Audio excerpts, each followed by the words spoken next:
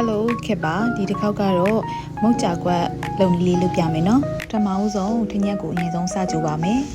ခေကထညက်10လုံးကိုရေ320 ml နဲ့ကြိုထားပြီးပါတယ်ထညက်ခဲလေးကြီးအရေးပြောသွားအောင်လို့ဆိုရင်ရပါပြီ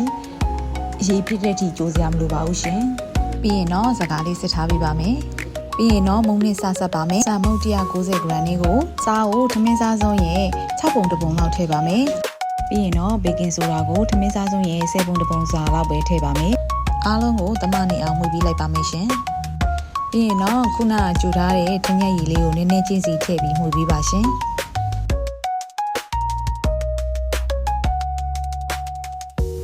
မုံနဲ့ထဲမှာအခဲအစီလေးတွေမကြံနေခဲ့အောင်လို့တိချမှီပြီးပါနော်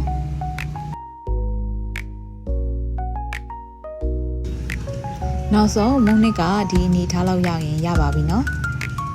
ပြီးရင်တော့မုံနစ်ကိုပလတ်စတစ်လေးသုံးမဟုတ်အဝတ်ပါးလေးနဲ့နိုင်ဝက်လောက်ခဏနှက်ထားပေးပါမယ်မုံနစ်လေးလည်းရပြီဆိုတော့စပြီးကြော်ပါတော့မယ်နော်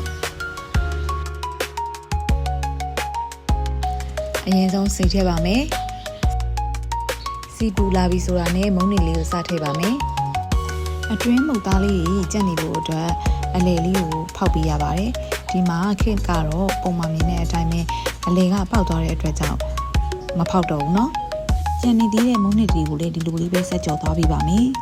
ခေတ်ရဲ့ဗီဒီယိုကိုအဆုံးထိကြည့်ရှုပေးသူအားလုံးကိုကျေးဇူးတင်ပါတယ်ရှင်ဒီလိုအနေထားလောက်ရပြီဆိုရင်တော့မိုးကြခွက်လေးရပါပြီရှင်တငယ်ချင်းတို့လည်းအိမ်မှာအလွယ်တကူလှုပ်ရှားလို့ရတာမလို့လှုပ်ရှားကြည့်ကြနော်